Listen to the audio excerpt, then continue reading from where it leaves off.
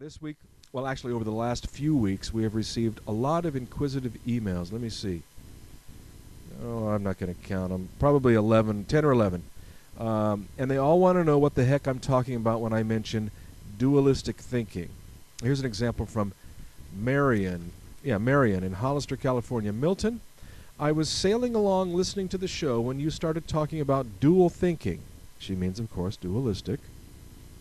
Something I'd never heard of, and now you have me really intrigued. I understand black, white, good, bad, but can you actually explain what is the problem with it?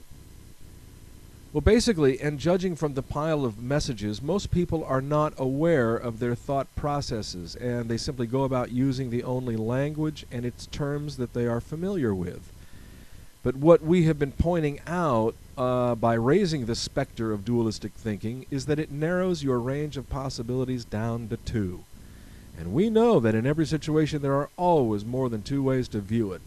But let me back up here, because what this particular show is about, and what a lot of people don't understand, is the history of dualism, why it became the dominant form of thought, and how it relates to our relationship health. Now, understanding the trap that dualistic thinking is can really free how you see the world, yourself, and your loved ones.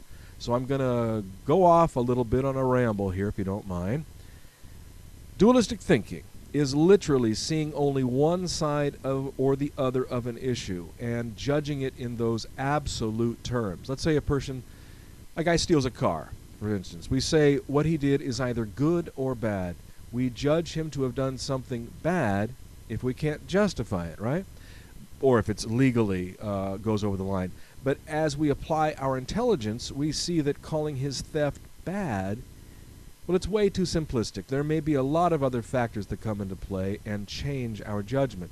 Maybe he needed to steal the car to get his pregnant wife to the doctor, for instance. But if we are locked into dualistic thought, we can only say it was good or bad, right or wrong, with no shades of gray, if you will. Dualistic thinking, in my view, is really anti-humanistic. It isn't flexible. It locks you into one or the other category. Again, right, wrong, good, bad, black, white, either or. I mean, if you start looking, you will see where our thought processes are split into dualisms everywhere. Spend some time and try it sometime. How do we think? This or that, either or. And sometimes it works. Hey, we don't need to analyze and examine every decision, every phrase, everything we do, because who has the time, right? And in casual conversation, it's okay. But I'm raising duality here because it is my belief that we are at the end of the great dualistic period, which was launched, 2,500 years ago during the Socratic period in Greece. Socrates himself, in fact, wanted to know what the standards were that all the crazy poets were judging things on and pontificating about the universe with. So he went around asking, all right, what is truth? What is beauty? What is the good?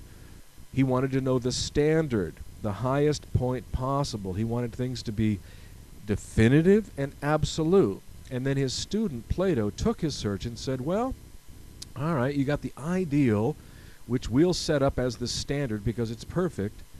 But then you got the real, the things that decay and change and are not perfect. He set up these two models, right? The real and the ideal, a dualism. And this initial model was immediately adopted as the way it's got to be. It's got to be one way or the other, either this or that, and no damn wiggle room in between.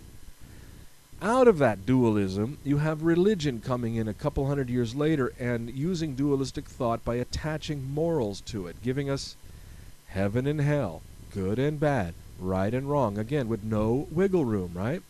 So from Socrates to the church, you have absolute states that are fixed and that you gotta conform with until the Enlightenment, which occurred after the Dark Ages when all thought was restricted and only a very few people were allowed to do any real thinking. Anyway, the great thinkers of the Enlightenment returned to the discoveries of the Socratic or the Golden Age.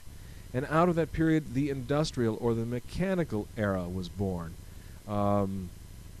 which is the period we are now living in, actually, friends. Actually, we are now at the end of the mechanical dualistic period. And this end was ushered in really at the beginning of the 20th century with Einstein and his theory of relativity, which soon became known as quantum physics. Ah, you say, Milt, what the hell is quantum physics? Well,